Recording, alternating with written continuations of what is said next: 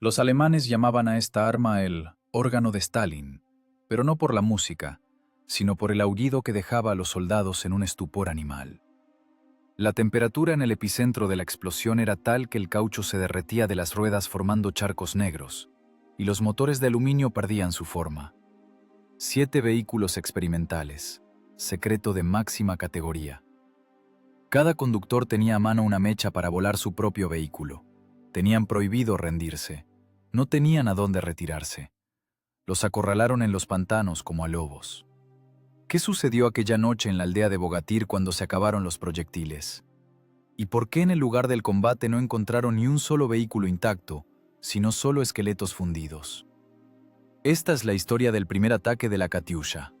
14 de julio de 1941. 15 horas con 15 minutos. Nudo ferroviario de Orsha. No es una estación. Es un trombo en la arteria de transporte, atiborrado de hierro alemán hasta el tope.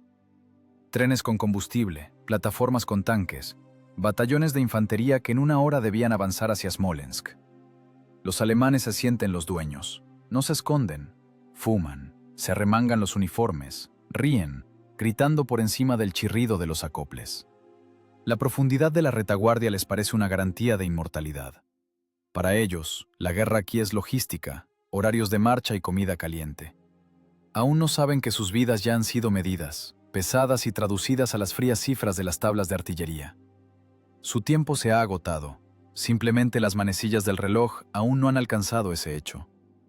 Sobre la orilla escarpada del Dnieper, entre densos arbustos, se han detenido 7 camiones SIS-6.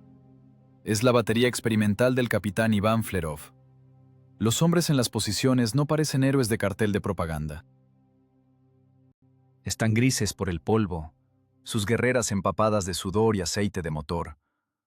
En el aire flota el pesado olor a metal sobrecalentado y tabaco barato. Nada de discursos solemnes, solo hay trabajo. Un trabajo de destrucción pesado, sucio y matemáticamente calculado. Las tripulaciones saben, en las cajas no llevan simplemente munición. Allí hay un secreto de estado de máxima categoría. En cada vehículo hay fijadas cajas con TNT para la autodestrucción. La instrucción es simple y cruel. Si el enemigo se acerca, la batería debe convertirse en polvo junto con sus operadores. No se contempla el cautiverio. No habrá rendición. Esto presiona la psique más fuerte que la cercanía del frente. Flerov mira el mapa, luego los binoculares. El sector del objetivo está definido. La distancia está calculada. Un error en el goniómetro de una milésima a tal distancia daría un fallo de decenas de metros, pero ahora el objetivo es demasiado grande para fallar. La estación de Orsha es una mancha continua de blanco. Goniómetro 300. La voz del artillero es ronca, quebrándose en falsete. «¡Alza 120!», responde otro miembro del equipo. «¡Nivel!». El capitán Flerov no ve personas, ve funciones. El cargador es un mecanismo de alimentación de proyectiles. El artillero es un mecanismo de coordinación. El conductor es un mecanismo de entrega. Él mismo es el gatillo. Los nervios están tensos como los cables de acero que sujetan las guías. Los cohetes M-13 miran al cenit. 132 milímetros de muerte en cada cilindro. No son simples lingotes con pólvora. Son una obra maestra de ingeniería creada para borrar áreas enteras. Dentro de cada proyectil hay casi 5 kilogramos de explosivos, listos para dispersarse en 1000 fragmentos. ¡Batería! La orden de Flerov corta el aire caliente del verano. ¡Fuego! El encendido eléctrico cierra el circuito. La corriente corre por los cables hacia los cartuchos pirotécnicos en la cola de los cohetes. Y en ese momento, la física se impone sobre la táctica. 7 segundos. Exactamente eso dura la salva. Pero esos 7 segundos cambian el concepto mismo de la guerra. No es el estruendo habitual de un disparo de cañón. Es un chirrido que se convierte en aullido. Un sonido de tal frecuencia y fuerza que a las personas que están cerca les estallan los capilares de la nariz y los tímpanos se niegan a percibir la realidad.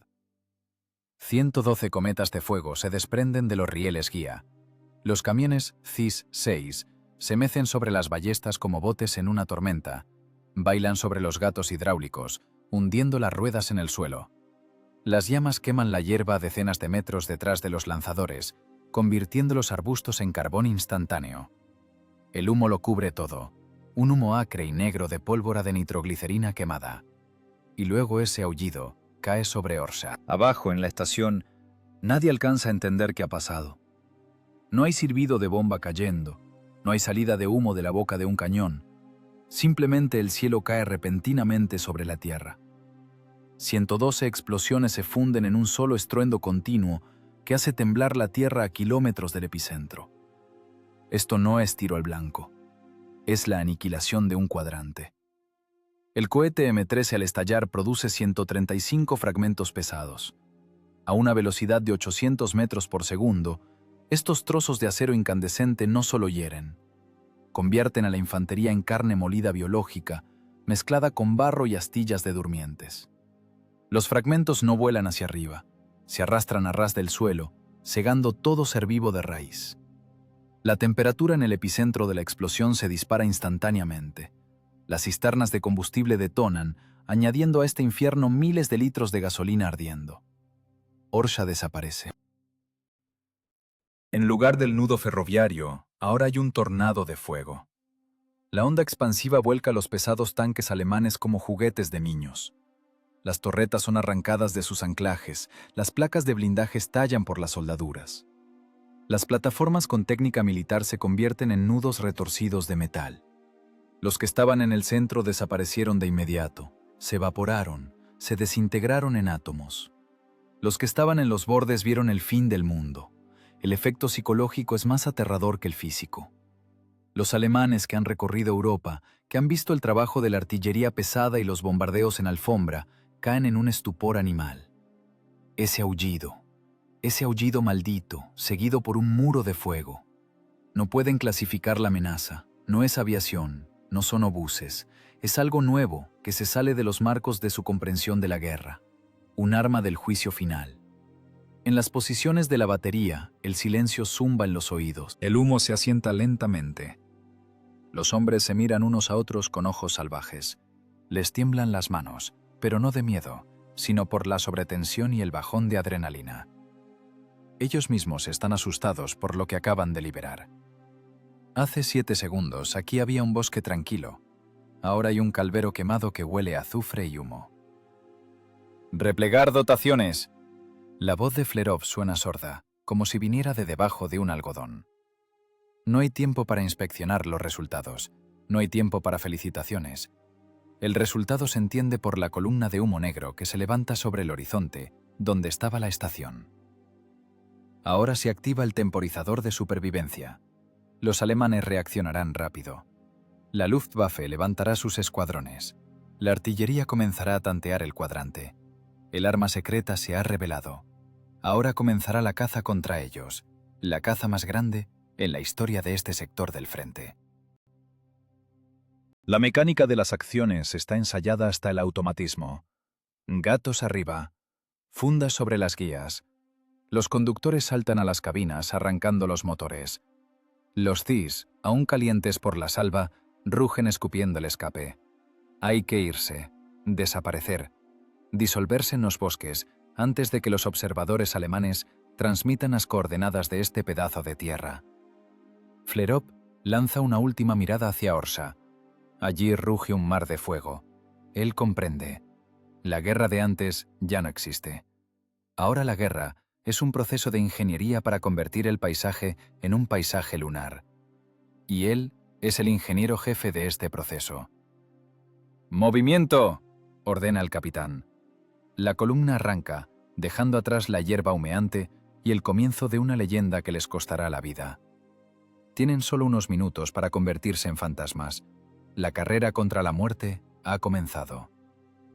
La columna se adentra en el bosque, y este bosque no parece una salvación, sino un laberinto verde del cual no hay salida. El camino bajo las ruedas no es asfalto.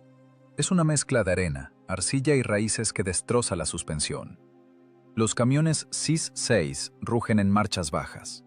73 caballos de fuerza del motor son catastróficamente pocos para el peso que han cargado sobre el chasis. El vehículo está sobrecargado. El centro de gravedad está desplazado hacia arriba debido a la masiva estructura de la rampa de lanzamiento.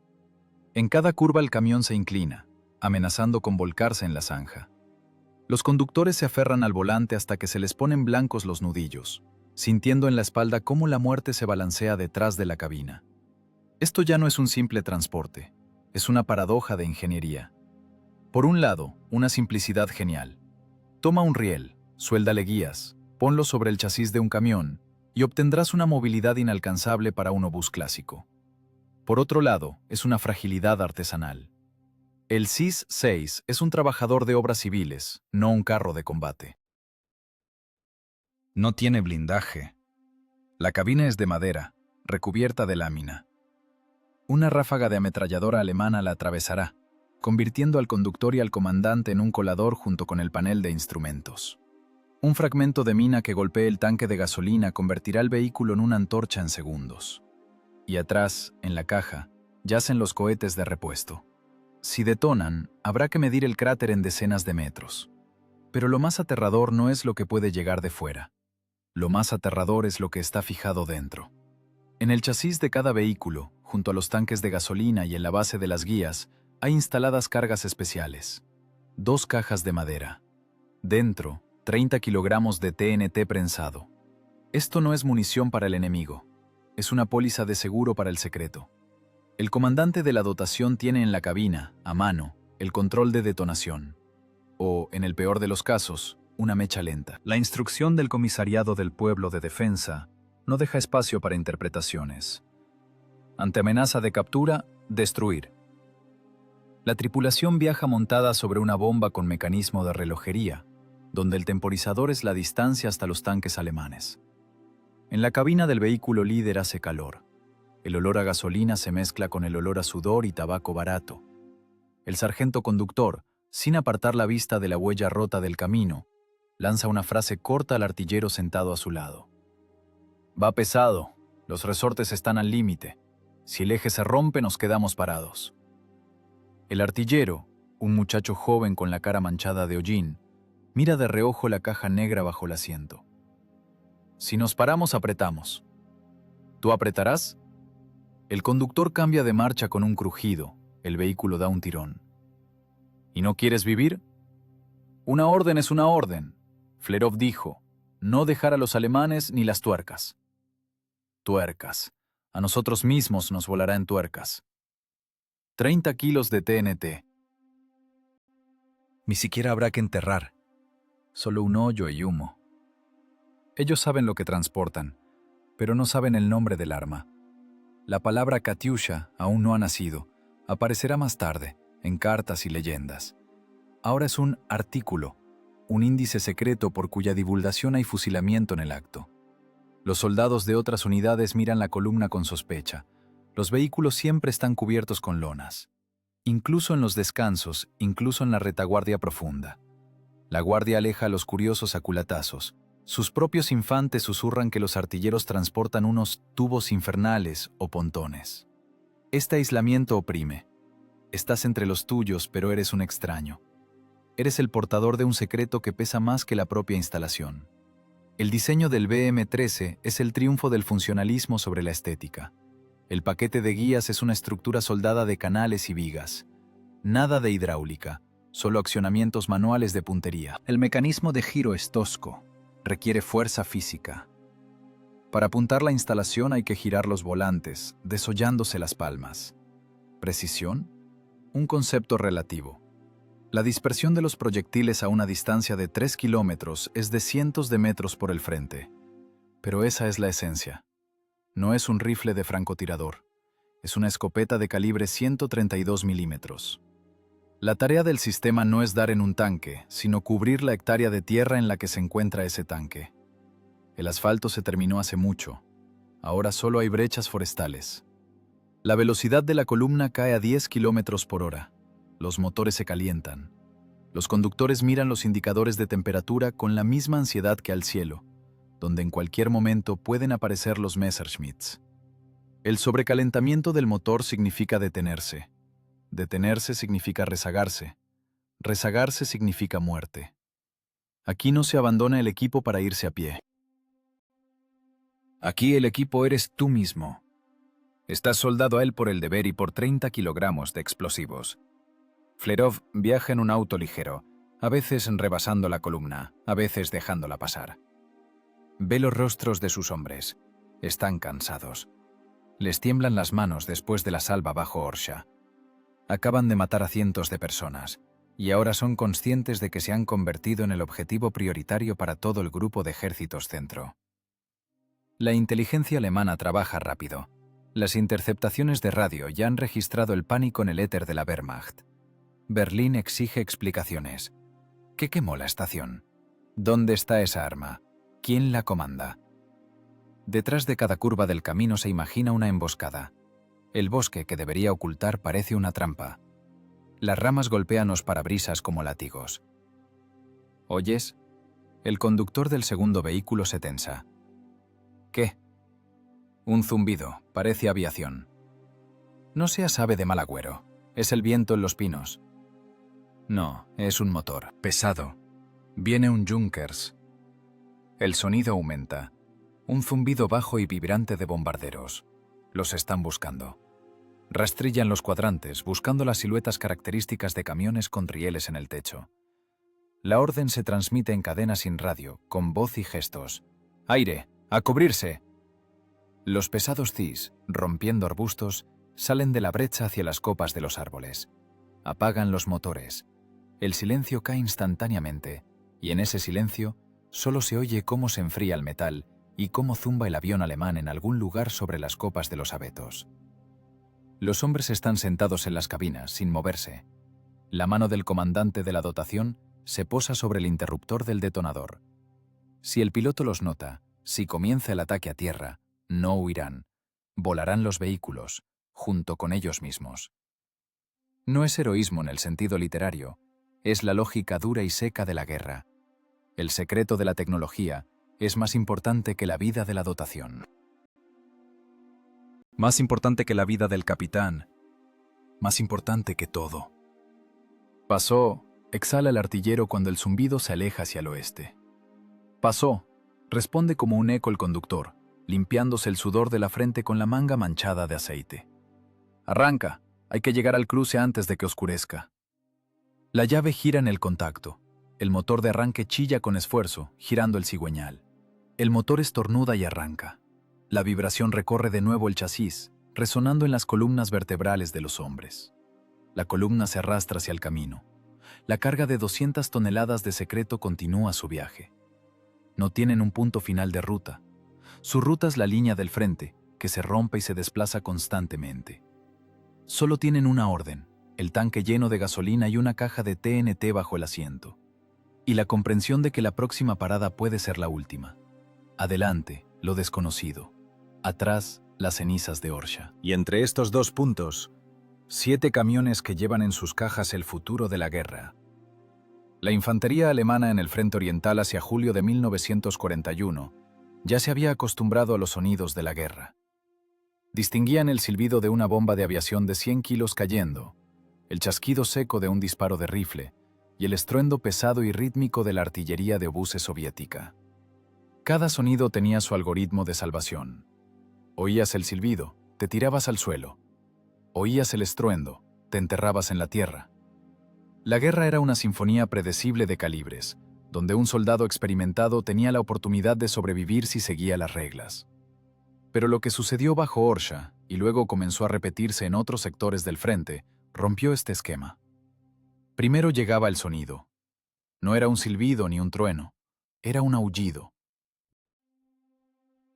Un chirrido de baja frecuencia y vibrante, parecido al sonido de alguien arrastrando un enorme armario metálico sobre vidrio, amplificado miles de veces.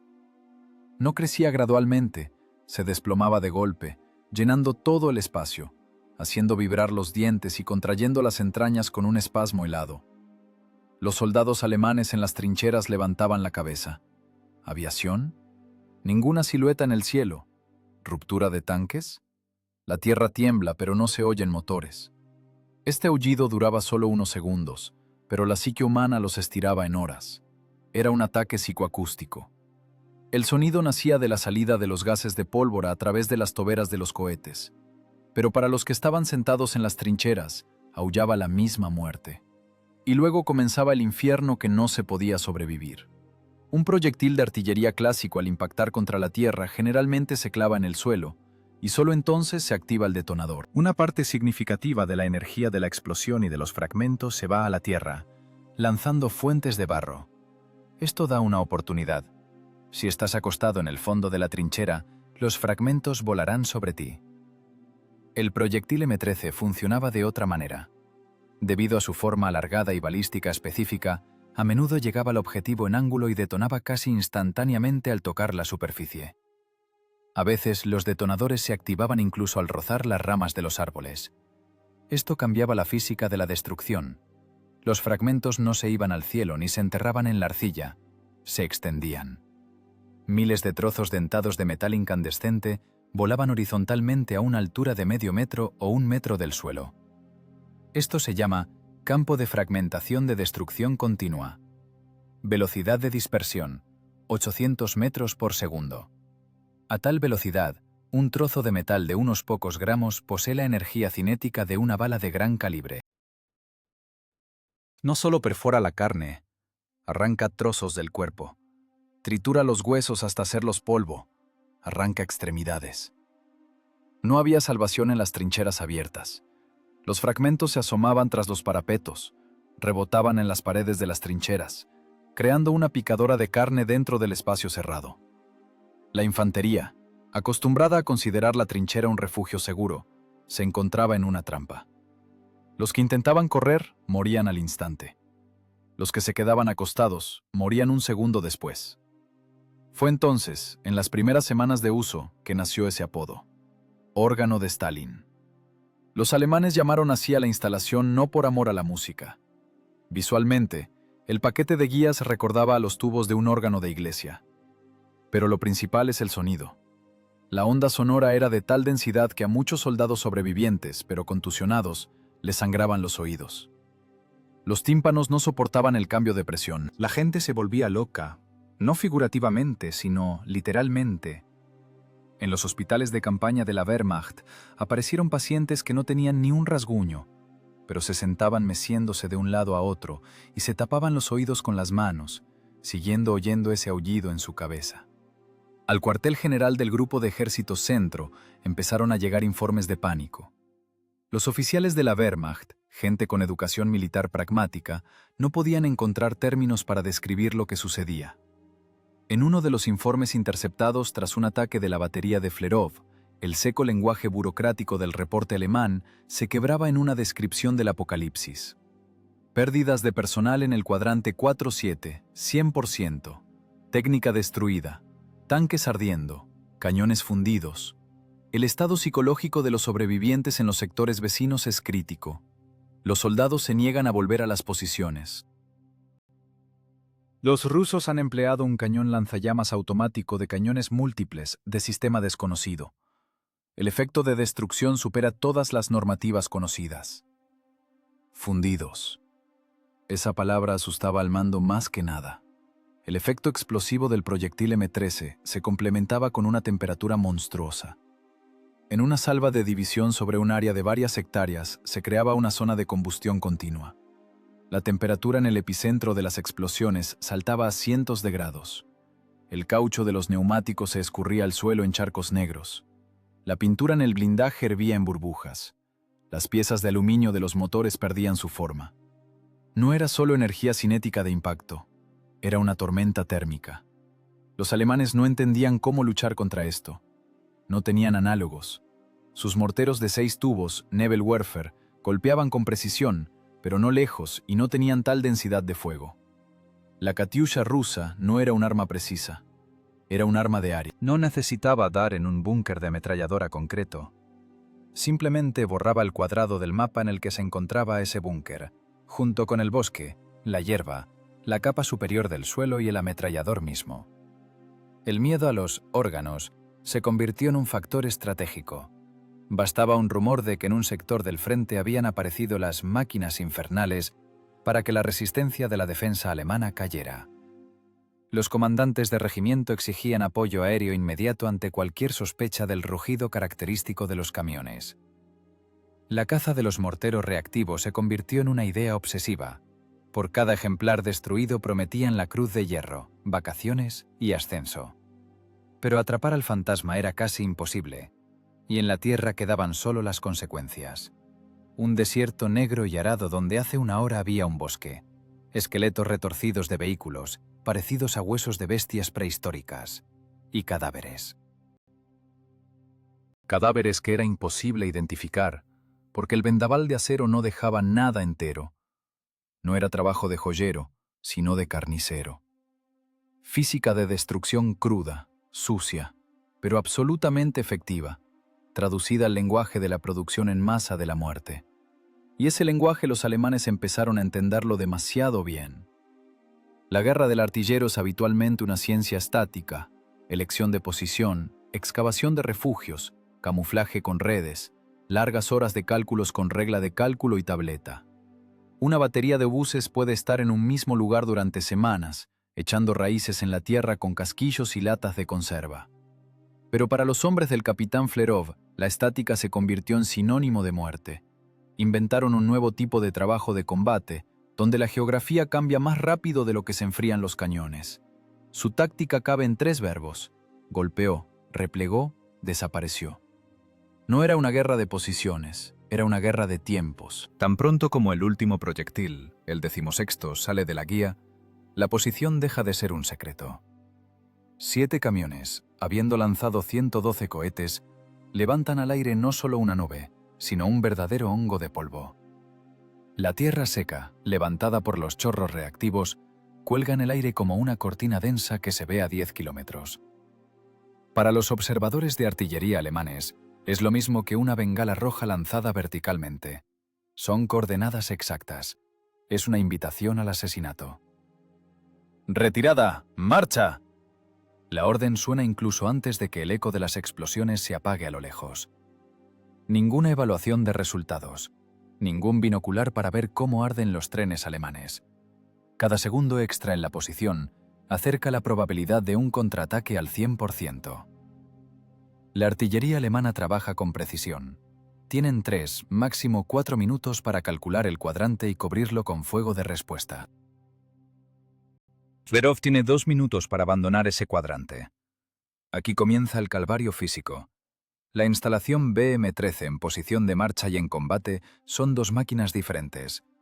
Para disparar hay que bajar los gatos, descargando los resortes, de lo contrario el balanceo arruinará la puntería. Para irse hay que subir los gatos. No hay hidráulica. Hay una rosca de tornillo, una manivela y la fuerza muscular de 2 personas por cada soporte. Las dotaciones giran las manivelas a una velocidad frenética, desollándose la piel, bañando el metal en sudor. Los tornillos chirrían, retrayéndose de mala gana en sus alojamientos. El camión se asienta pesadamente sobre las ruedas. ¡Listo!, grita el cargador, lanzando la manivela a la caja. ¡A los vehículos! El C6 no es un bólido de carreras. Es un camión pesado de 3 ejes con un motor de 73 caballos de fuerza. Eso apenas alcanza para arrastrar el propio vehículo, la instalación, la tripulación y esa misma caja con TNT. El conductor hunde el pedal del acelerador hasta el fondo, exprimiendo todos los jugos del motor. El vehículo ruge, patinando en la arena, ganando velocidad lentamente. 5 kilómetros por hora. 10. 15. Parece que se arrastran, no que viajan. No solo huyen de la artillería, huyen de la aviación. La Luftwaffe ha declarado temporada de caza. Los pilotos alemanes han recibido instrucciones claras: buscar camiones con rieles en el techo. Por la destrucción de tal vehículo se otorga una recompensa inmediata. Los Messerschmitts y Junkers alemanes patrullan los caminos, rastrillan las brechas, se cuelgan sobre los cruces. Para un piloto, la columna de Flerov es una presa apetecible. Indefensa, lenta, repleta de explosivos. Un acierto afortunado con un cañón de aviación y el camión se convertirá en una bola de fuego visible desde el espacio. En la cabina del segundo vehículo, el conductor, aferrado al volante, le grita a su compañero a través del rugido del motor. «¡Mira al cielo! ¡No mires el camino, mira al cielo!». El compañero se asoma por la ventana hasta la cintura, arriesgándose a caer en los baches. El viento en contra le golpea la cara con polvo y mosquitos. Sus ojos exploran el abismo azul. «Despejado por ahora. Pisa, Sergei, pisa». Se calienta, maldita sea. El agua hierve. Al diablo con el agua. Si paramos nos quemamos. Los vehículos vuelan por el camino rural, saltando sobre las raíces. La estructura de la rampa de lanzamiento atrás se sacude. El metal choca contra el metal. Parece que por esa sacudida las soldaduras estallarán y la construcción se derrumbará directo en el camino. Pero la soldadura soviética aguanta. Tosca, fea, pero confiable. La táctica de golpear y correr convierte su vida en una carrera interminable. Son fantasmas de los caminos. Aparecen de la nada, descargan sobre el enemigo toneladas de fuego y se disuelven en los bosques antes de que el adversario logre girar las torretas de los tanques. Los alemanes los llaman artillería fantasma. No pueden detectar la batería con estaciones de localización por sonido. El sonido de la salva es demasiado corto y potente, sobrecarga las membranas de los instrumentos. No pueden cubrirlos con fuego de contrabatería. Los proyectiles caen en el vacío, arando la tierra de la cual los camiones se fueron hace 5 minutos. Pero la suerte es un recurso agotable. Uno de los vehículos se rezaga, sobrecalentamiento. De debajo del capó sale un hilo de vapor. El conductor golpea el panel de instrumentos con el puño, maldiciendo entre dientes. «Vamos, querida, vamos, no ahora». Desde arriba se oye un zumbido creciente, un sonido fino y alto de motor de aviación en poscombustión. «Un Messer, a la izquierda, a las 3 en punto». El grito del observador supera el ruido del motor. Una silueta depredadora con puntas amarillas en las alas cae desde detrás de una nube, entrando en picada. El piloto ve un camión solitario arrastrándose por el camino. Ve la extraña construcción en la caja. Entiende qué es. El dedo del alemán se posa en el gatillo. El conductor del CIS hace lo único que puede. Gira bruscamente el volante a la derecha, dirigiendo el vehículo directo hacia la espesura, a la sombra salvadora de los árboles.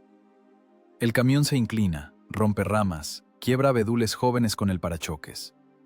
Una ráfaga del cañón de aviación pasa por el camino, levantando fuentes de polvo donde hace un segundo estaban las ruedas. Demasiado tarde. El camión se ocultó bajo las copas. El piloto falla, da una segunda vuelta, pero el objetivo ya se ha perdido en el mar verde de follaje. En el bosque hay silencio. Solo el golpeteo del motor enfriándose y la respiración pesada de los hombres. Están vivos. Una vez más. Flerov reúne a los comandantes de los vehículos para una breve reunión. Los mapas están desplegados directamente sobre el capó. Rostros grises de polvo, ojos inflamados por la falta de sueño. Cambiamos de zona. Aquí nos detectaron. El dedo del capitán traza una línea en el mapa a través de los pantanos. Iremos por aquí. No hay camino, camarada capitán. Pero tampoco hay alemanes. Se necesitan caminos de troncos, hundiremos los vehículos. No los hundiremos, los sacaremos a pulso, pero por los caminos ya no se puede. El cielo está cerrado. Se convierten no solo en artilleros, se convierten en partisanos en camiones. Aprenden a camuflar los vehículos de tal manera que a 5 metros no se distinguen de un arbusto de avellano. Aprenden a moverse de noche, al tacto, sin faros, orientándose por un trapo blanco atado a la parte trasera del vehículo que va adelante. Aprenden a dormir a ratos de 15 minutos, sentados en las cabinas. Esta carrera agota a la técnica y a las personas, pero da resultados. Cada una de sus salvas es una sorpresa terrible que rompe la ofensiva alemana aquí y allá. Y cada vez que un general alemán señala con el puntero en el mapa y grita a sus subordinados exigiendo destruir esos tubos malditos, la columna del capitán Flerov ya se sacude en algún lugar a 30 kilómetros del lugar del ataque, abriéndose paso a través de otra espesura para volver a ser una pesadilla sin dirección. Octubre de 1941 trajo consigo un enemigo al que temían no menos que a las cuñas de tanques de Guderian. Llegó el fango otoñal. Los caminos, que ayer eran arterias de vida, se convirtieron en una trampa pegajosa y chapoteante. Una mezcla de arcilla, tierra negra y agua helada se convirtió en ese mismo General Barro que igualó las tecnologías de la Wehrmacht y la terquedad del Ejército Rojo. Pero para la batería experimental del capitán Flerov, esto significaba una catástrofe. La operación Tifón se cerró como una trampa de acero. el caldero de Viasma. No es solo un punto en el mapa, es una gigantesca picadora de carne en la que se molían divisiones y ejércitos. No hay comunicación con el mando, el frente como línea continua ya no existe. Solo hay focos de resistencia y un océano de tropas alemanas fluyendo hacia Moscú. Y en medio de este caos, 7 vehículos pesados, cargados con un secreto de importancia estatal, mueren lentamente en el fango otoñal. El movimiento ahora ocurre solo de noche. De día el cielo pertenece a la Luftwaffe, pero incluso de noche es casi imposible moverse. Los camiones C-6, sobrecargados con las rampas de lanzamiento y la munición, se atascan hasta los ejes cada 100 metros. La elegante idea de ingeniería, poner la artillería sobre ruedas, se estrella contra la dura geografía del pantano ruso. Las ruedas giran impotentes, poliendo la arcilla líquida, lanzando fuentes de lodo, pero el vehículo no avanza. Se hunde. Los hombres se convirtieron en bestias de carga. Artilleros, apuntadores, conductores, todos se enganchan a los cables. Empujan, tiran, ponen ramas y sus propios abrigos bajo las llantas. Las botas resbalan, las manos se entumecen por el lodo helado. El aliento sale en nubes blancas de vapor. Esto ya no es una marcha. Es la agonía de la mecánica y la voluntad humana. 1, 2, tiren, más.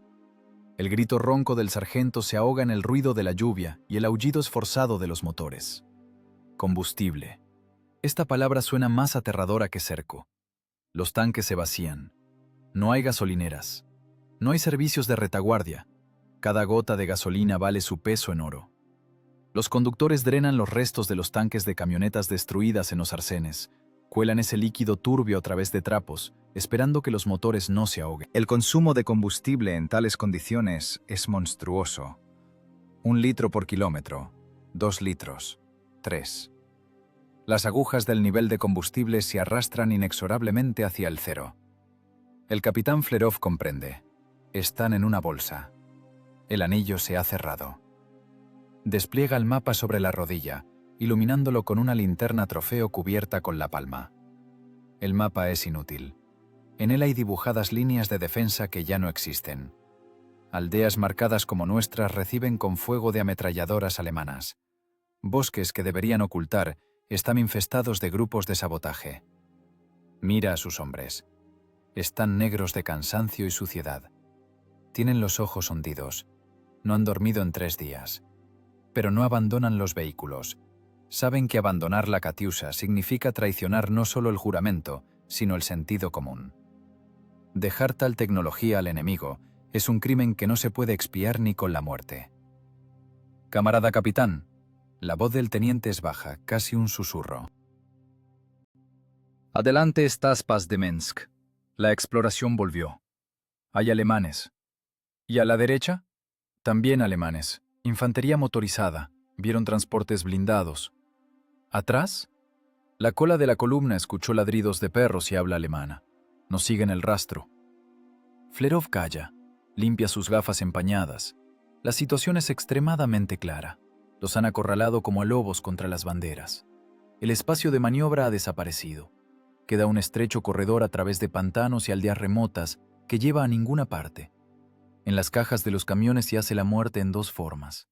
Cohetes para el enemigo y cajas con TNT para ellos mismos. Las tripulaciones viven con la conciencia de que están sentados en una silla eléctrica cuyo interruptor sostiene el destino. El frío cala hasta los huesos, pero no por el viento, sino por este conocimiento. Cada vez que el vehículo patina, cuando el motor estornuda, el corazón se salta un latido. Si el vehículo se detiene definitivamente, habrá que volarlo. ¿Cuántos proyectiles quedan?, pregunta secamente Flerov. Para una salva incompleta. Ahorrar, disparar solo a quemarropa, solo a lo seguro. La táctica golpear y correr ya no funciona, porque no hay a dónde correr. Ahora es una carrera de supervivencia, donde la línea de meta es la línea del frente, que se ha alejado hacia el este cientos de kilómetros. Están solos. En toda esta enorme y fría noche, llena de tropas ajenas, solo hay 7 camiones rusos y un puñado de hombres decididos a no rendirse. El bosque oprime con su silencio. Es un silencio engañoso. En él se esconde el chirrido de orugas y el habla extranjera. La tensión psicológica alcanza el límite.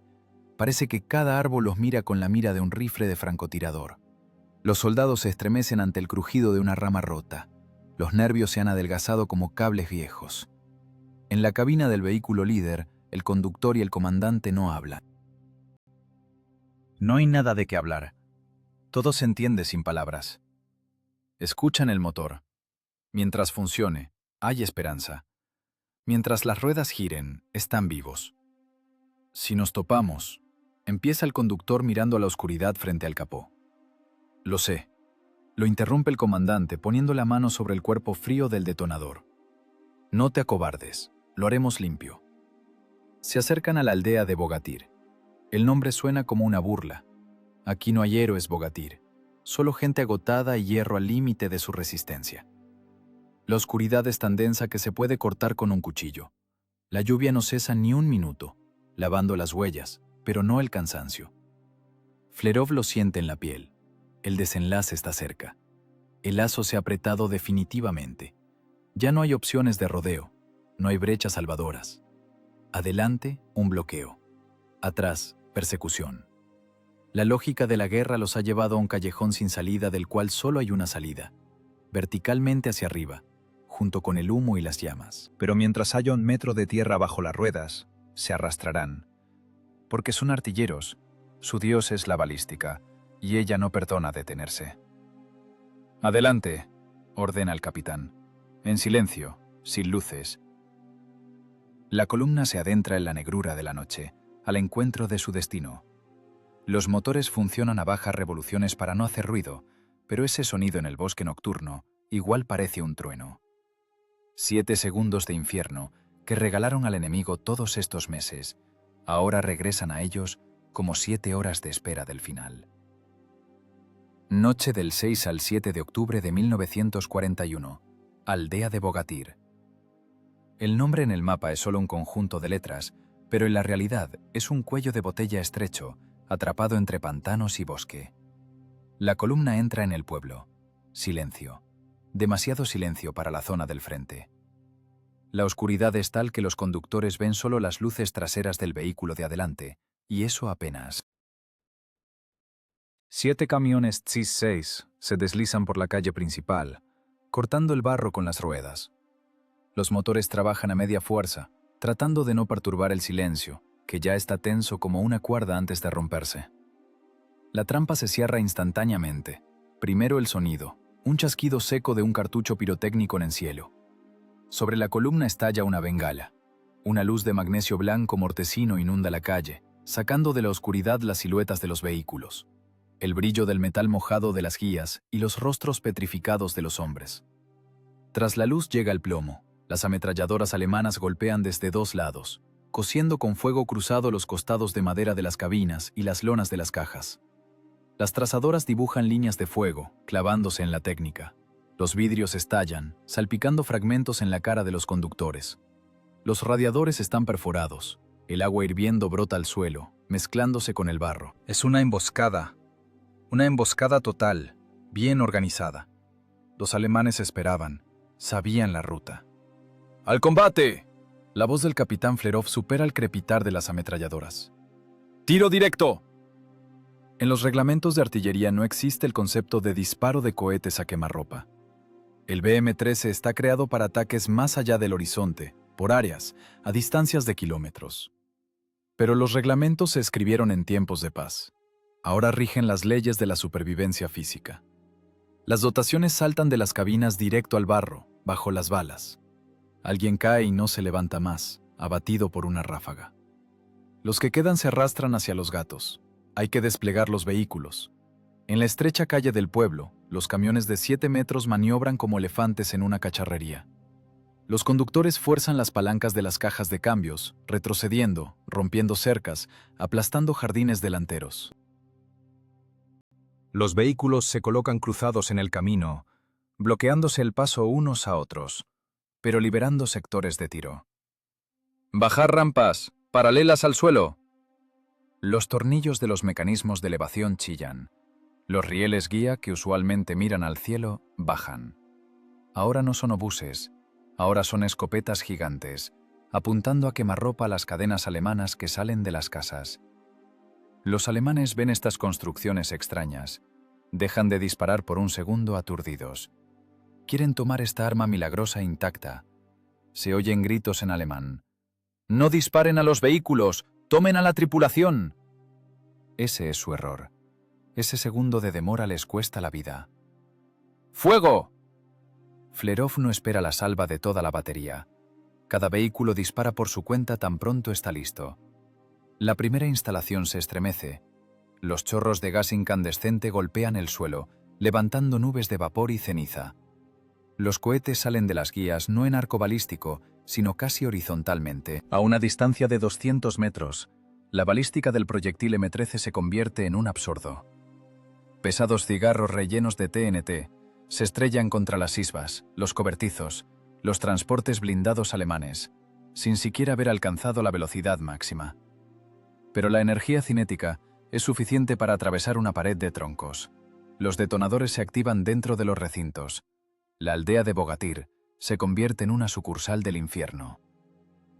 Las explosiones de los pesados proyectiles de alto explosivo destrozan las casas en astillas. Los troncos ardiendo vuelan como fósforos. La infantería alemana, que ya celebraba la victoria, se encuentra en el epicentro de un tornado de fuego. A los que estaban en la calle, la onda expansiva los barre y los acribilla con fragmentos. A los que se escondían en las casas, los entierra bajo los escombros. Pero es una agonía.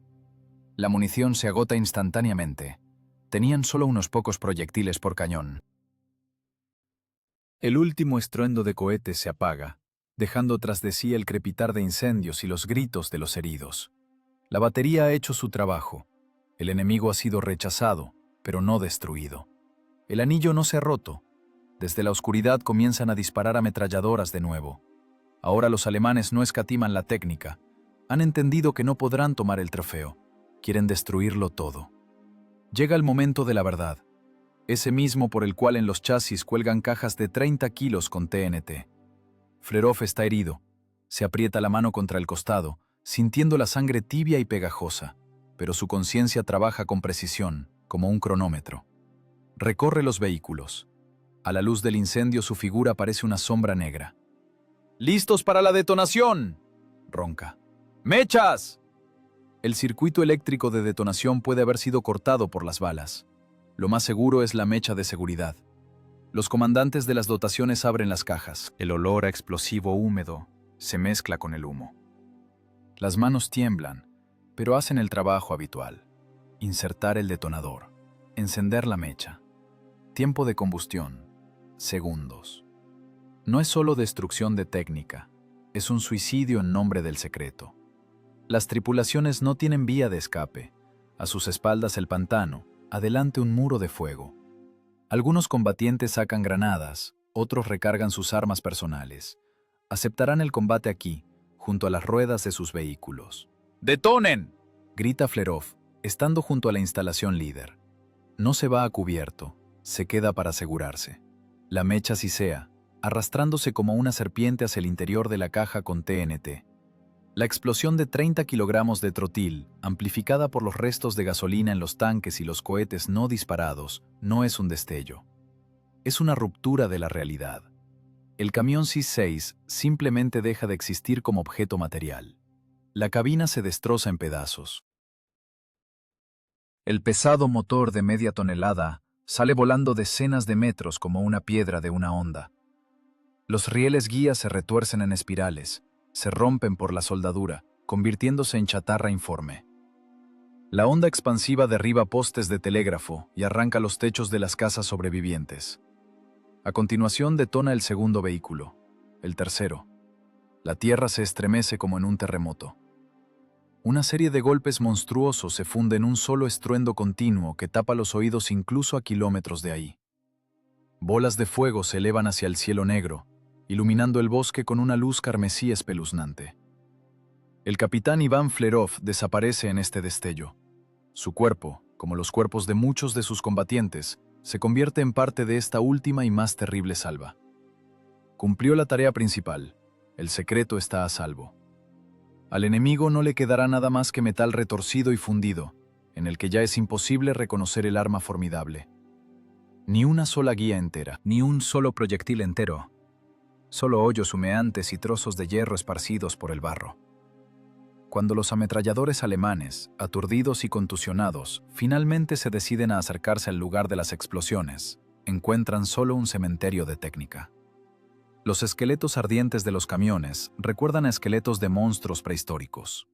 El calor es tal que es imposible acercarse a menos de 5 metros. En el aire flota el pesado olor a caucho quemado, trotil y carne quemada. Un oficial alemán mira un trozo de riel retorcido en un nudo que sobresale de la tierra. Lo patea con la bota. El metal suena al enfriarse. El oficial comprende. Perdieron esta batalla. Mataron a los hombres, pero dejaron escapar la tecnología. El fantasma desapareció dando un portazo fuerte, y ese portazo resonará en los oídos de los sobrevivientes hasta el mismo Berlín. La batería del capitán Flerov murió, pero la Katyusha quedó viva para volver con miles de nuevos cañones. 1942. Stalingrado. La geografía de la guerra se ha contraído a una estrecha franja de tierra a lo largo de la orilla derecha del Volga. Aquí ya no hay bosques donde esconderse, ni caminos para maniobrar. Aquí solo hay ruinas, hormigón y el río a la espalda. La muerte del capitán Flerov hace un año no enterró el arma, solo dio tiempo para su multiplicación. En lugar de 7 vehículos experimentales, ahora trabajan regimos de morteros de la Guardia. Pero en Stalingrado cambia la filosofía misma de su uso. El general Chuikov y el coronel Erogin, comandante de artillería, se enfrentan a un callejón sin salida táctico. La distancia entre las posiciones soviéticas y alemanas se ha reducido al lanzamiento de una granada.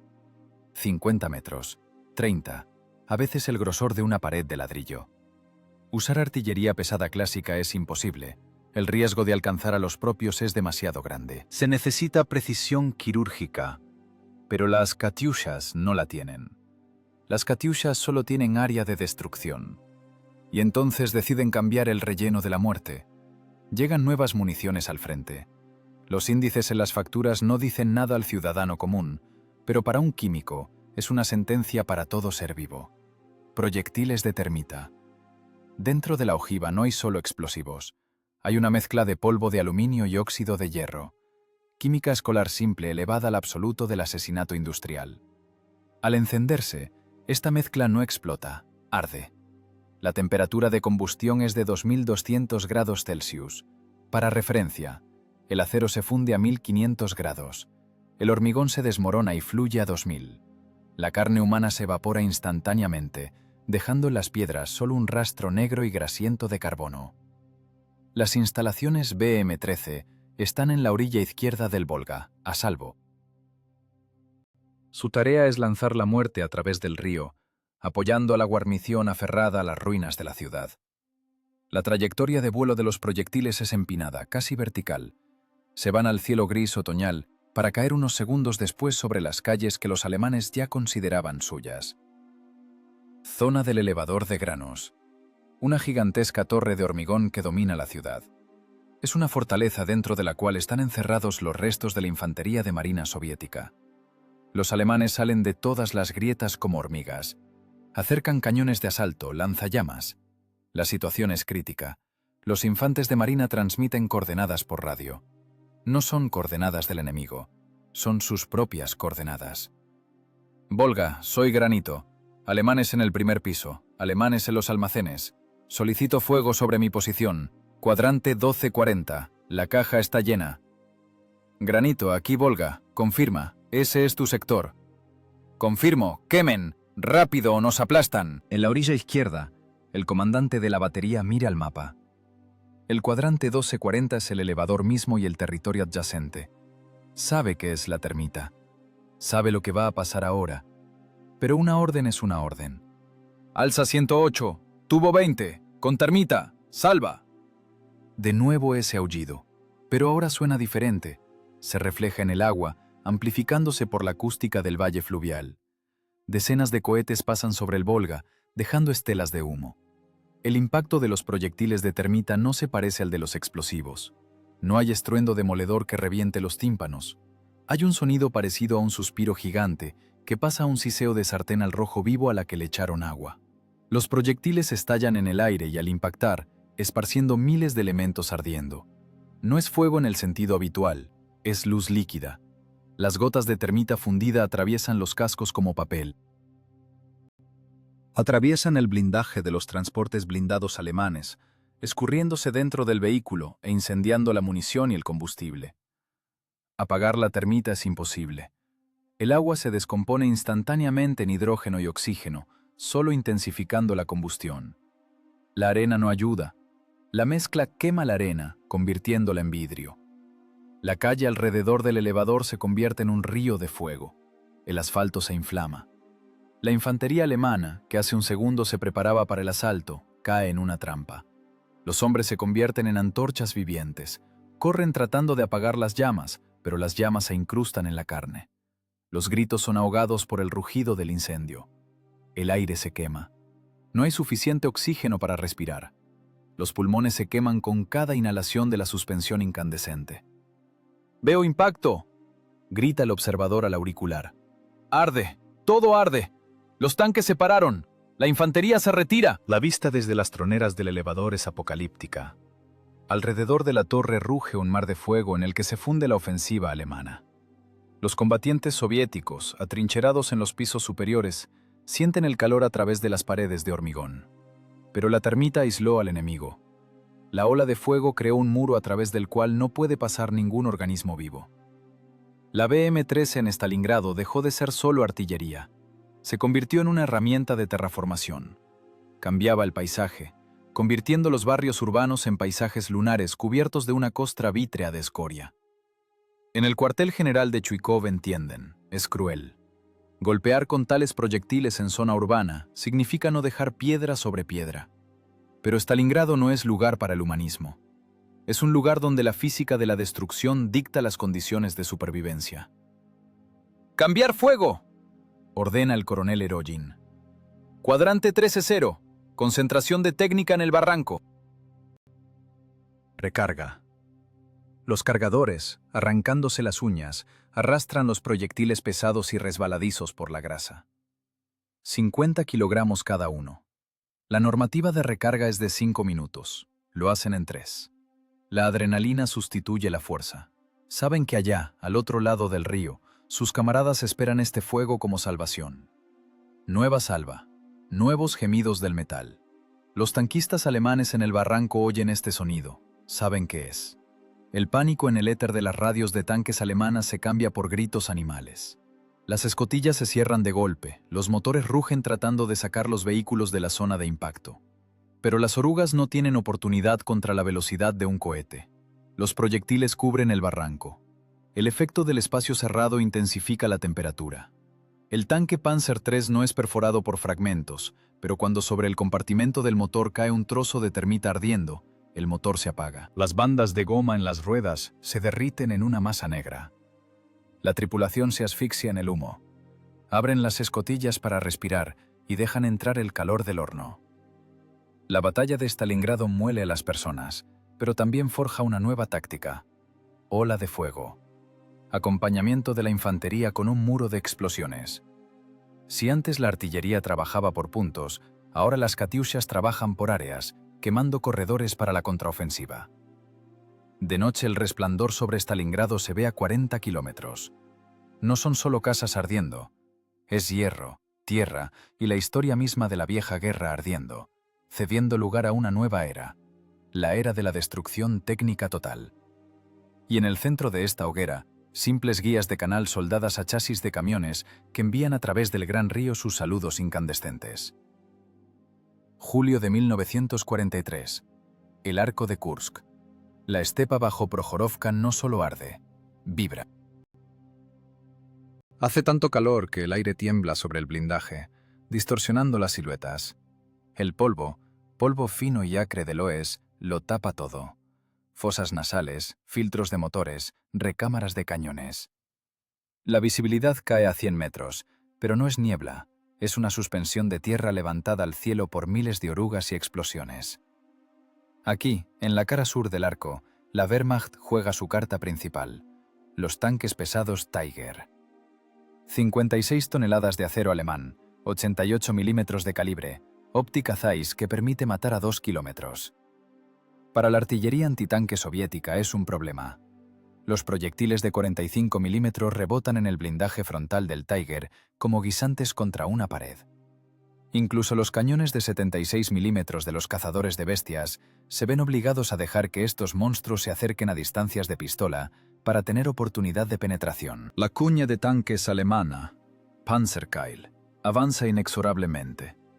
Las máquinas pesadas forman la punta. Tras ellas se abren en abanico los tanques medios y los transportes blindados. Es la máquina de ruptura ideal. Parece que detener esta avalancha de metal es físicamente imposible. La infantería en las trincheras se pega al fondo, sintiendo con la espalda cómo tiembla la tierra. No es temblor de motores, sino del peso de la muerte que se acerca. Y entonces introducen en la ecuación de la batalla una variable que no está escrita en ningún manual alemán de táctica. La orden del comandante del frente es seca y dura: usar morteros de la guardia contra concentraciones de blindados. Suena a locura. El cohete M-13 es de alto explosivo. Está creado para desgarrar fuerza viva y destruir fortificaciones de madera. No tiene núcleo perforante. No es de carga hueca. Según las leyes de la balística, no puede perforar 100 milímetros de acero cementado Krupp. Pero la física de la explosión tiene sus matices. La división de Katyushas se despliega directamente en el campo, entre el ajenjo alto. Ningún camuflaje, no hay tiempo. Los artilleros giran los volantes, bajando las rampas de guías al ángulo mínimo de elevación. Dispararán casi a tiro directo, pero con trayectoria curva. La tarea es cubrir el área por la que se arrastra la manada de acero. Referencia 2, arboleda redonda, distancia 3000, fuego rápido. La orden se ahoga en el rugido de los diésel de los tanques que vienen de frente. Salva. El cielo sobre Projorovka se parte en dos. Cientos de colas de fuego se van hacia la turbidez polvorienta. En segundos el horizonte desaparece en un muro continuo de explosiones. ¿Qué sucede cuando un proyectil que pesa 42 kilogramos y lleva 5 kilogramos de explosivos golpea un tanque de 50 toneladas? No perfora el blindaje. Hace algo más terrible. La onda de choque de la explosión de tal cantidad de TNT sobre la superficie del blindaje funciona como un martillo de forja gigante. Las soldaduras no aguantan. Si el proyectil golpea la torreta o cerca del anillo, la presión monstruosa arranca la torreta de los anclajes. La pesada estructura de acero de varias toneladas se desplaza un par de centímetros, atascándose para siempre. El mecanismo de giro se convierte en una molienda de engranajes. El tanque, que hace un segundo era una máquina mortal, se convierte en un búnker inmóvil con un sector de tiro fijo. Pero aún más terrible es lo que sucede adentro. El blindaje amortigua los fragmentos, pero transmite perfectamente la onda sonora y la vibración. La tripulación dentro del Tiger está en una caja de acero cerrada. Con un impacto directo de alto explosivo en la torreta, las personas no reciben heridas de fragmentos. Reciben contusión tras el blindaje. Un golpe de tal fuerza que la sangre brota de los oídos y la nariz. Los ojos se llenan de un velo rojo. Los órganos internos reciben un golpe hidrodinámico. El conductor mecánico pierde el conocimiento por la sobrecarga, cayendo de pecho sobre las palancas. El cargador cae al suelo del compartimento de combate, incapaz de entender dónde es arriba y dónde es abajo. El tanque está entero por fuera, pero por dentro está muerto. La tripulación está viva, pero incapacitada hasta el estado de vegetales. ¡Hay cobertura!, grita el artillero apretando los binoculares contra los ojos. ¡Mira! ¡Le torció la cabeza! En la nube de polvo se ve cómo el Tiger líder se sacude y se queda quieto. Su torreta mira hacia algún lado y hacia abajo, como un cuello roto. Otro proyectil estalla bajo la oruga. Las masivas cadenas, calculadas para todo terreno, se deshacen en eslabones. La rueda motriz es arrancada de cuajo. La inercia hace girar el tanque, exponiendo el costado delgado al golpe de los cañones antitanque. No es tiro de francotirador, es aturdir peces con dinamita por zonas. La formación alemana se rompe. Los tanques comienzan a moverse erráticamente. Se quedan ciegos. Las explosiones arrancan el equipo externo, antenas, periscopios, miras. El comandante del batallón de tanques alemán pierde el control. En los auriculares solo hay crepitar y gritos de ayuda. La máquina coordinada de la Wehrmacht, que funciona como un solo organismo, se desintegra en tripulaciones individuales y asustadas, encerradas en cajas de acero en medio de una tormenta de fuego. ¡Otra salva! ¡Antes de que se recuperen! El segundo golpe remata la logística del ataque. Los transportes blindados con infantería que van tras los tanques simplemente desaparecen. El blindaje ligero de los Hanomag se hunde hacia adentro por la onda explosiva, convirtiendo el desembarco en carne molida. La infantería, privada de blindaje, se echa a tierra, pero no hay salvación. Los fragmentos ciegan el ajenjo junto con las personas. Y en ese momento, cuando la cuña alemana está rota y desorientada, a través de la cortina de humo creada por las explosiones de las Katyushas, van al contraataque los 34 soviéticos. Parece una escena del inframundo. De un muro de humo negro y fuego surgen máquinas verdes con estrellas rojas en las torretas. Se acercan a los Tigers a distancia de embestida. Ahora tienen ventaja. Los gigantes alemanes están contusionados, su óptica rota, su infantería aislada. Los tanquistas soviéticos fusilan los costados de las bestias a quemarropa, aprovechando el caos que crearon los morteros reactivos. En la cabina del BM-13 hay olor a pintura quemada. Las guías se han puesto al rojo vivo por el ritmo de disparo. ¿Qué tal les pareció, gatos sarnosos? Sonríe el comandante del cañón, limpiándose el hollín de la cara. ¿Se atragantaron? Fue un punto de inflexión no solo en la batalla, sino en la psicología. El mito de la invulnerabilidad de los Tigers fue disipado no solo por lingotes perforantes, sino por la fuerza bruta y concentrada de los explosivos. Resultó que incluso el acero alemán más perfecto no puede cancelar las leyes de la física. Si lo golpeas con un martillo lo suficientemente grande, el mecanismo de adentro se romperá. Y ese martillo fueron las Katyushas. En el campo bajo Projorovka se terminan de quemar cientos de vehículos. El humo negro sube verticalmente hacia el cielo sin viento. Entre ellos hay Tigers parados, por fuera casi enteros, sin agujeros en el blindaje, pero con las escotillas arrancadas, los cañones torcidos y tripulaciones muertas adentro. Monumentos a lo que sucede cuando la precisión de ingeniería se encuentra con la furia absoluta de la destrucción por áreas. Las tripulaciones de las instalaciones reactivas se repliegan. Su trabajo aquí ha terminado. Le han volado la cabeza al enemigo, tanto en sentido literal como figurado. Abril de 1945. Las alturas de Silo. La frontera final ante la guarida de la bestia. Aquí la guerra pierde definitivamente los rasgos de duelo o maniobra táctica. Se convierte en violencia pura y destilada a escala industrial. La evolución que comenzó con 7 camiones solitarios bajo Orsha ha alcanzado su pico lógico y monstruoso. Si en el 41 la Katyusha era un depredador raro, ahora es una manada que cubre el horizonte. En los bosques frente al Oder no hay una batería, ni siquiera un regimiento. Aquí se concentra un ejército entero de artillería reactiva. La densidad de cañones por kilómetro de frente supera todas las normativas imaginables de la ciencia militar. Los alemanes en las alturas saben lo que les espera, pero el saber nos salva del tsunami. 3 de la mañana hora de Berlín. La oscuridad antes del amanecer es densa, fría. En esta oscuridad se esconden 400 unidades de lanzamiento, alineadas en una línea gigantesca. Ya no son solo los viejos BM-13 sobre chasis Z y S6 o Studebakers americanos. Son también los pesados BM-31, apodados Andriusha, que lanzan al cielo proyectiles de 300 kilos directamente desde marcos de madera puestos en el suelo. El silencio es engañoso. En él se oye la respiración de miles de personas y el tic-tac de los segunderos en los relojes de los comandantes. Sincronización. Esa es la palabra clave de esta noche. La salva no debe ser secuencial, sino simultánea. El golpe debe ser único para sobrecargar la realidad. ¡Llave al inicio!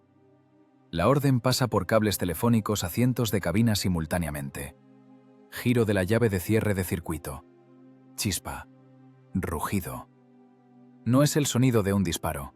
Es el sonido de la atmósfera rasgándose. 6.000 cohetes se van al cielo en el transcurso de 1 minuto. Imaginen un tren de carga cargado de explosivos que choca contra el aire a velocidad supersónica. El cielo sobre el Oder cambia de color instantáneamente. No se pone solo rojo, se pone deslumbrantemente blanco por miles de motores de combustible sólido funcionando. La noche desaparece. Las sombras desaparecen. Solo queda luz y un rugido que hace vibrar el agua en el río y derrumba la tierra en las trincheras a kilómetros de ahí. La física de un ataque masivo difiere cualitativamente de una salva solitaria. Cuando en un área de varios kilómetros cuadrados detonan simultáneamente miles de ojivas, ocurre un efecto de superposición de ondas de choque. No se anulan entre sí, se suman. Surge una zona de sobrepresión donde el aire se convierte en un cuerpo sólido. La primera línea de defensa alemana en las alturas de Zielou simplemente deja de existir como estructura de ingeniería. Allí no quedan trincheras, no quedan bloqueos. Los búnkeres de hormigón, calculados para impactos directos de proyectiles de obús, Son arrancados de la tierra como tocones podridos. Los techos de varias toneladas estallan. La tierra vuela hacia arriba a una altura de decenas de metros, mezclándose con alambre de púas, minas, armas y cuerpos de soldados. Esto ya no es guerra de infantería contra infantería, es un cataclismo geológico provocado al presionar un botón. Tras el vendaval de fuego, el mando soviético enciende 140 potentes reflectores antiaéreos para cegar al enemigo e iluminar el ataque. Pero este plan choca con las consecuencias del trabajo de las katyushas. El muro de humo, polvo y hollín levantado por las explosiones es tan denso que los rayos de los reflectores se atascan en él sin penetrar la bruma. El sol, cuando debía salir, no se ve. El día comienza en una penumbra creada por la suspensión de 1 millón de toneladas de suelo arado. En los búnkeres de la segunda línea de defensa, a donde la onda expansiva llegó debilitada, los oficiales alemanes intentan restablecer la comunicación. No hay comunicación. Los cables se evaporaron. El éter de radio está atascado por el crepitar estático de la ionización del aire. La guarnición de Berlín, sentada en la retaguardia, siente este golpe en las suelas de las botas. El temblor de la tierra llega hasta los sótanos del Reichstag. Es un knockout psicológico. «¡Reporten la situación!», grita un general alemán al auricular del teléfono de campaña. «No hay situación, Herr General», responde una voz desde la vanguardia, llena de terror animal. «La primera línea no existe. El paisaje ha cambiado. No vemos referencias. Vemos solo un muro de fuego que viene hacia nosotros». Los diálogos de los artilleros soviéticos en este momento son cortos y técnicos. Ningún júbilo. Solo fijación de parámetros. Paquete vacío. Recarga. Corrección 0. Trabajamos por áreas. Cañones sobrecalentados. Enfriamiento 2 minutos. Miran la obra de sus manos sin emociones. Están demasiado cansados tras 4 años de guerra. Para ellos este infierno de fuego es simplemente un trabajo ejecutado con calidad. 6.000 proyectiles entregados al destinatario. No se requieren actas de recepción. El resultado es visible a simple vista. Donde había fortificaciones, ahora hay un campo llano y humeante, apto para el paso de ejércitos de tanques. Es una sinfonía de destrucción en la que la katyusha toca el primer violín. El estruendo es tal que la gente se comunica con gestos. Las cuerdas vocales son inútiles, pero las palabras no hacen falta. El lenguaje de la fuerza lo entienden todos. Cuando la infantería y los tanques van al ataque a través de la zona arada, ven cuadros surrealistas. Tanques enemigos volteados con las orugas hacia arriba por la onda expansiva sin impacto directo. Árboles despojados de ramas y corteza, parados como esqueletos blancos. Y silencio. Un silencio espeluznante en aquellos sectores donde hace una hora había miles de hombres armados. No hay nadie quien resista. Los que no murieron por los fragmentos, murieron por barotraumas o se volvieron locos por el sonido que partió el cielo. La operación de Berlín se convirtió en la apoteosis de la era reactiva. La cantidad pasó a calidad de destrucción absoluta. La batería de Flerov bajo Orsa mostró que esto es posible. El ejército bajo Berlín mostró que esto es inevitable. Los órganos de Stalin tocaron su acorde final, y las notas de esta música fueron fundidas en hierro y TNT. El camino a Berlín no fue abierto a golpes, fue quemado hasta los cimientos, despejado por una excavadora de fuego que no tenía frenos. Mayo del 45 trajo silencio. Para los artilleros fue la sensación más extraña, la ausencia de retroceso. 4 años el aire tembló, la tierra vibró, y los oídos se acostumbraron a la presión constante de la onda sonora. Y de repente, vacío. El silencio, en el que se oye el canto de los pájaros, parece irreal, engañoso, como antes de la salva final más terrible que nunca sonó. Pero la guerra terminó. Comenzó el tiempo de la arqueología de la memoria y el análisis de ingeniería.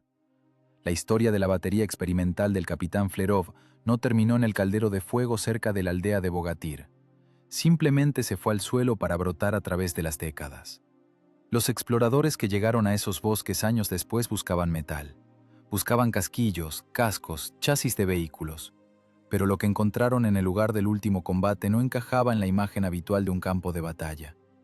La explosión de 30 kilogramos de TNT en cada vehículo, multiplicada por la detonación del combustible reactivo, no dejó fragmentos grandes. Los C-6 se evaporaron. El metal fue desgarrado en moléculas, pulverizado, mezclado con la tierra. Parecía que la propia naturaleza se esforzó por borrar la cicatriz, dejada por 7 segundos de infierno. Pero la física de la explosión dejó un monumento único. Un monumento que no podría haber ideado ningún escultor. En la profundidad del bosque, al borde de aquel mismo claro, hay un viejo álamo. Grueso, nudoso, sobreviviente de decenas de inviernos. De su tronco, a la altura de una persona, sobresale un trozo oxidado y deformado de metal. No es un fragmento de proyectil, es un fragmento del riel guía de la rampa de lanzamiento BM-13. La onda expansiva en el año 41 poseía tal energía cinética que lanzó este perfil de doble T como una lanza. El trozo de acero romo y pesado golpeó el árbol entonces joven con tal fuerza que lo atravesó, pero no lo rompió. El hierro se atascó en la carne viva. Pasaron los años, el árbol creció, la corteza cerró la herida, las fibras de madera envolvieron el metal, apretándolo en un torno. El acero se incrustó en el árbol. Lo vivo absorbió a lo muerto. Esta es la mejor ilustración del destino de la batería. El hierro de la guerra se convirtió en parte del paisaje, parte de la misma tierra que defendía con el método de tierra arrasada. Ese trozo de riel le dirá a un ingeniero más que tomos de informes. Habla de la potencia rompedora del explosivo que convirtió la instalación en polvo para que el enemigo no obtuviera ni un plano ni un tornillo. Habla de que el secreto fue guardado a precio de la autodestrucción absoluta. La gente sobrevivió. De aquel infierno en la aldea de Bogatyr salieron hacia los suyos 46 personas, extenuados, contusionados, habiendo pasado por pantanos y retaguardias alemanas. Su camino no estuvo sembrado de flores. La salida del cerco siempre provocaba preguntas en el departamento especial. ¿Dónde está la técnica? ¿Por qué están vivos? ¿Por qué no se pegaron un tiro? La etiqueta de secreto colgó sobre ellos como espada de Damocles durante muchos años. Firmaron compromisos de confidencialidad. Callaron sobre cómo ardió Orsha y cómo se derretía la tierra bajo Viasma. La hazaña del capitán Iván Flerov permaneció en la sombra durante mucho tiempo. En las listas de bajas figuraba como desaparecido en combate. En la burocracia militar de aquellos años era una formulación resbaladiza, a menudo rayana en la sospecha. No le erigieron monumentos, no escribieron sobre él en los periódicos. El país necesitaba héroes vivos o mártires muertos con una tumba comprensible. Y Flerov no tenía tumba. Tenía un cráter cubierto de hierba. La justicia, al igual que un proyectil de artillería, a veces vuela largo, pero golpea con precisión. Solo en 1995, medio siglo después de la victoria, al capitán Iván Andreyevich Flerov se le concedió el título de Héroe de la Federación Rusa, póstumamente. Un reconocimiento de que su decisión de volar la batería no fue un acto de desesperación, sino un acto de suprema responsabilidad profesional. No solo murió, cumplió la misión de combate hasta el último milisegundo de su vida. Pero el verdadero legado de Flerov no son las estrellas en las charreteras ni las losas de granito. Su legado está en la evolución del pensamiento de ingeniería. El BM-13 no se fue a la historia, se convirtió en el progenitor de toda una clase de armamento. Miren los sistemas modernos de lanzamiento múltiple de cohetes. El BM-21 Grad, 40 guías en lugar de 16. Tiempo de salva completa, 20 segundos. Área de destrucción, 14 hectáreas y media. Huracán, Smerch, Tornado. Los calibres crecen, 300 milímetros. El alcance de tiro supera los 100 kilómetros. Municiones inteligentes que buscan objetivos por sí mismas. bloques de racimo que cubren aeródromos. Pero en la base de estos complejísimos complejos digitales yace la misma idea simple, tosca y efectiva que Ferov probaba bajo Orsa. La idea de un ataque sorpresivo, masivo y de área. La idea de movilidad. Llegó, borró las coordenadas del mapa, se fue. El código genético de la Katyusha vive en cada tubo guía de los sistemas modernos. El principio de rieles sobre un camión resultó ser eterno, como el rifle Kalashnikov. Las tecnologías cambiaron. En lugar de goniómetros primitivos, navegación por satélite. En lugar de gatos manuales, hidráulica. En lugar de fuego ciego de área, trayectorias corregibles. Pero la esencia sigue siendo la misma. No es un arma para duelos, es un arma para cambiar la realidad. Un arma que le recuerda al enemigo. Puedes esconderte de una bala, puedes refugiarte de una bomba, pero no puedes esconderte de una tormenta de fuego matemáticamente calculada. Aquel viejo álamo en el bosque bajo Viasma aún sigue en pie. El rier oxidado se destruye lentamente bajo las lluvias y la nieve, oxidándose y volviendo a la tierra en chorros rojizos. Pero la memoria del metal es más fuerte que la memoria humana. Los 7 segundos de la primera salva bajo Orsha se estiraron por décadas. El eco de aquel aullido del cual se volvían locos los soldados alemanes suena hoy también en los polígonos. Es el sonido del trabajo pesado. El sonido de la física puesta al servicio de la defensa. La guerra es barro, sangre y hierro quemado. En ella no hay romanticismo. Solo hay tareas y formas de resolverlas. El capitán Flerov y su equipo resolvieron su tarea. Convirtieron una máquina experimental en leyenda y su propia vida en el pago por esa leyenda. No pidieron gloria, simplemente hicieron que por 7 segundos el cielo se convirtiera en fuego y la tierra bajo los pies del enemigo dejara de ser firme. Y si alguna vez se encuentran en un bosque tranquilo y ven un árbol con una cicatriz de metal, no busquen palabras bonitas, simplemente guarden silencio. El silencio es la mejor recompensa para aquellos que pasaron toda su vida en el estruendo de motores a reacción. Secreto guardado, objetivos abatidos. La dotación terminó el trabajo.